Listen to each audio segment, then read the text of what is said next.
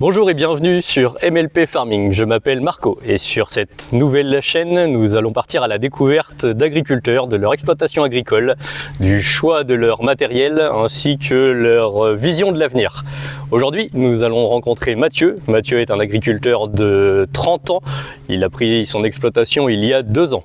Bonjour Mathieu. Bonjour Marco, bienvenue au Génétré. Mathieu, est-ce que tu peux nous présenter ton exploitation agricole? Donc on est sur une exploitation de 500 hectares. Représenté par 2 SCEA, moi et mon père, en société distincte.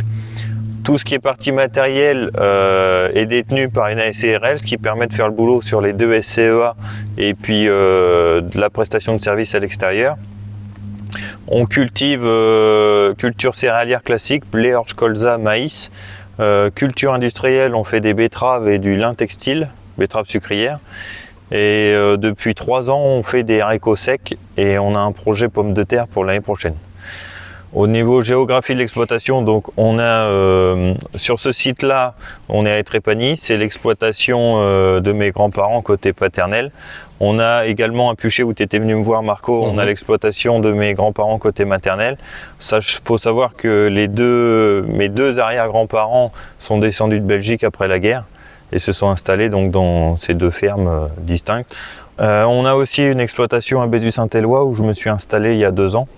Donc c'est la partie de ma SCEA. Et mon père a eu l'occasion aussi à peu près à mon âge, de s'installer aussi. Donc on a une exploitation à Provemont.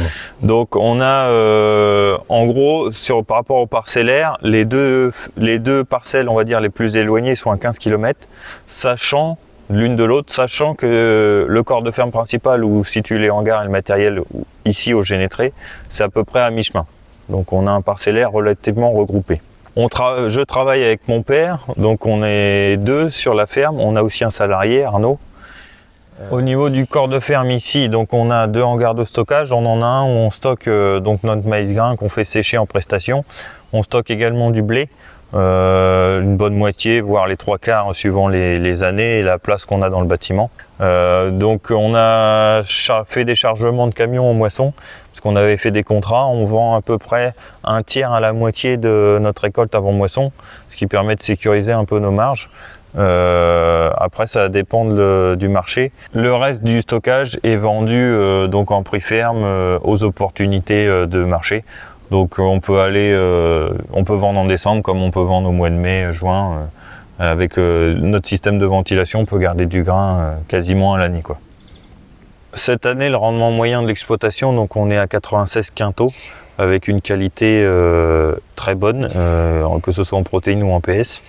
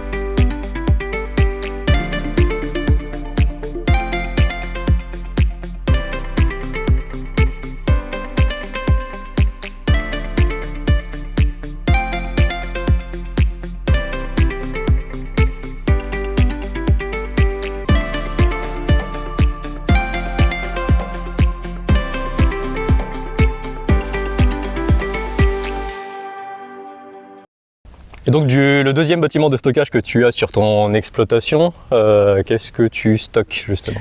Donc dans le bâtiment, on a 36 hectares de lin lin textile de printemps. Comme vous pouvez le voir, le bâtiment est rempli à la moitié, il devrait être rempli à peu près aux 3/4. On a eu le coup de sec du mois de juin qui a fait très mal au niveau des rendements. La moyenne de l'exploitation, on est aux alentours de 6,5 tonnes à 7 tonnes de paille, de lin. Et cette année, on estime, on n'a pas pesé les ballots, mais on estime entre 3 à 4 tonnes. Donc rendement très catastrophique. Voilà donc dans le deuxième hangar de stockage, Mathieu, je vois que tu as stocké le lin. Est-ce que c'est l'ensemble de la récolte de cette année? Ça correspond à quel tonnage? Donc voilà, c'est bien le... Il y a 36 hectares de lin dans ce bâtiment-là, sachant que, bon, comme je le disais tout à l'heure, les rendements sont pas terribles du tout. Normalement, le hangar, on va dire qu'il aurait dû être plein aux 3/4. Et là, on va dire qu'il y a une moitié. D'accord. De plein. Et là, tu vas le stocker, il va partir prochainement. Ouais, alors déjà les contrats qui ont déjà été faits. En fait, on livre au fur et à mesure la coopérative quand elle a besoin. Donc, on va l'emmener au mois de quand on a fini les boulots de printemps, donc mai-juin, la coopérative de taillage. Donc c'est une coopérative qui va s'occuper, elle, à revendre le lin après, ou c'est elle-même qui fait linerie C'est donc la coopérative. Elle récupère les balles de lin, elle ressort des balles de filasse et elle s'occupe de vendre directement aux acheteurs. Et donc nous, c'est la coopérative qui nous achète le lin. D'accord. Dans l'hangar, on peut retrouver aussi les semences de blé qu'on a triées, les semences futures pour l'année prochaine.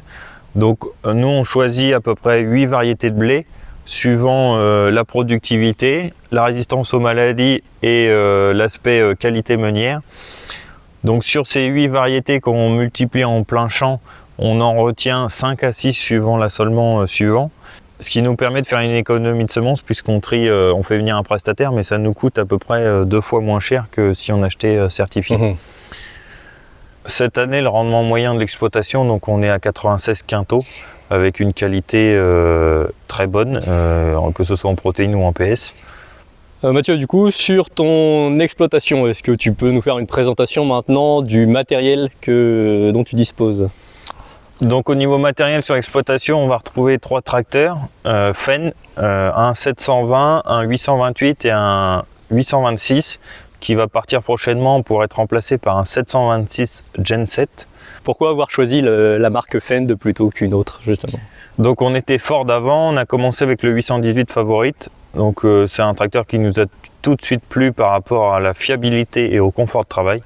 Donc après, on a suivi toute l'évolution de Fenn avec les premiers varios jusqu'au 726 qui va arriver. Au-delà des tracteurs Fenn que tu as dans ta ferme, est-ce que tu as d'autres engins motorisés ou est-ce que tu fais appel à des prestataires?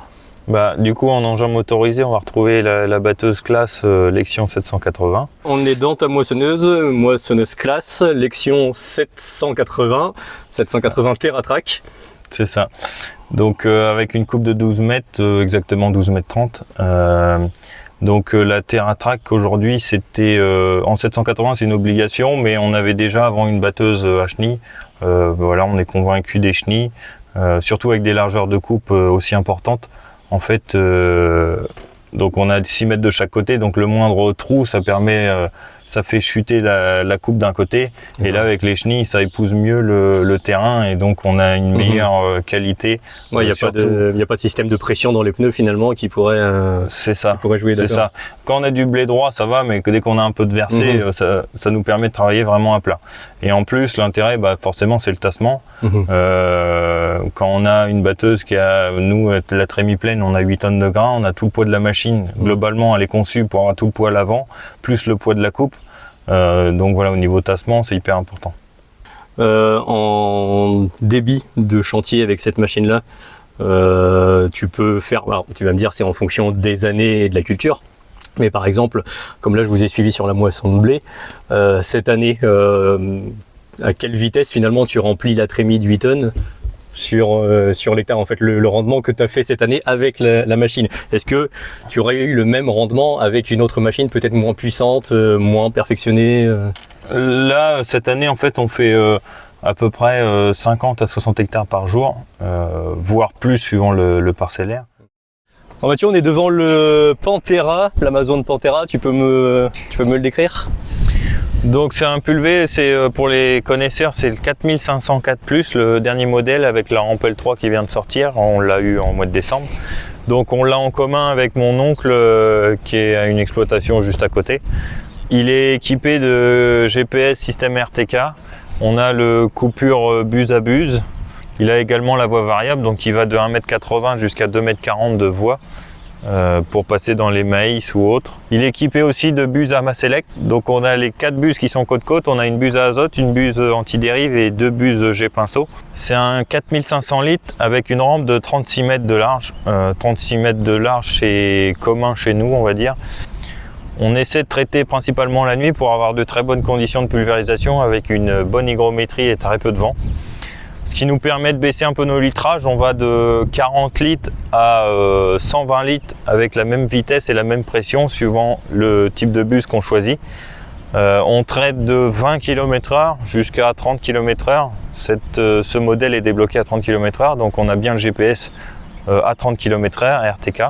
On a un porte-buse Arma Select, donc on a les 4 buses côte-côte, on a la buse à azote, une buse anti-dérive par rapport à la réglementation et on a 2 buses G-pinceau, donc une 40 litres et puis une 60 litres à la vitesse de 30 km/h à 2 barres. On a aussi un système automatique de changement de buse depuis la cabine. Sur l'exploitation, donc on travaille en technique culturale simplifiée principalement, déchaummage, on déchaume avec vibro, déchaummage à disque indépendant avec le Rubin et chisel. Après on a quand même 2 charrues en cas de conditions difficiles. On ne s'interdit pas de labourer en cas de salissement. Donc on a 2 d'emblon, une 8 corps et une 5 corps. On fait un peu aussi de semi-direct sur l'exploitation que j'ai repris. On a des terres très argileuses et on fait un peu de semi-direct aussi. On a le Simtech qui est un semoir semi-direct à dents qui permet de pas trop bouleverser le sol. Comme c'est des terres très argileuses et difficiles à travailler, on a des très belles levées en semi-direct avec ce semoir-là.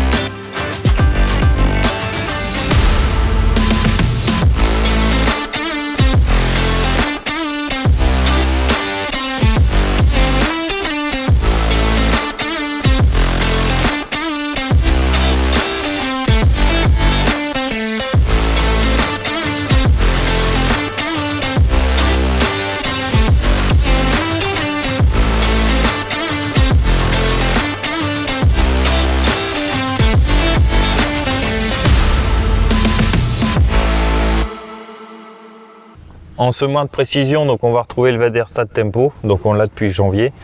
C'est un semoir à distribution électrique, donc on peut faire de la modulation, coupure de rang électrique. Il est équipé d'un microgranulateur de fertilisation. En vitesse de travail et plage de travail, on va aller de 8 jusqu'à 15 km/h. C'est un semoir très très précis.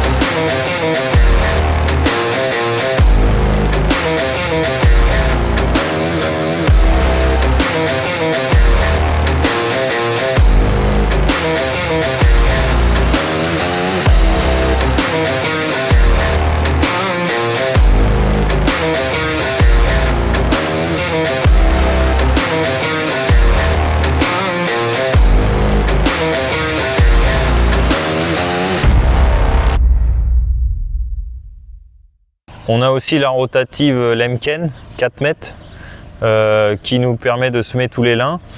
Depuis qu'on a investi dans le Simtech, on se répartit à peu près à moitié-moitié entre les semis de blé et d'orge, entre le Simtech et la rotative. Ce qui nous permet de décaler un peu nos dates de semis pour le salissement, d'avoir 2 chantiers de semis différents. Si on aura eu que la rotative, on sera obligé d'attaquer début octobre les semis pour pouvoir tout semer en bonnes conditions. Que là, ça nous permet d'attendre le 15 octobre, 15-20 octobre et de semer à 2 semoirs avec 2 chantiers, mais semer à 2 semoirs distincts. Bon Mathieu, pour conclure cette vidéo, je te remercie de m'avoir accordé un peu de ton temps dans ta ferme. Pour conclure la vidéo, j'aimerais te poser une dernière question, une question que je poserai à tous les agriculteurs que je rencontrerai. Quelle est ta vision de l'avenir pour ton exploitation? Depuis mon enfance, l'agriculture a toujours été ma passion. J'ai eu la chance de pouvoir m'installer il y a 2 ans. J'aimerais continuer à en vivre. Comme ma famille l'a fait pour moi, j'aimerais un jour aussi la transmettre aux générations futures.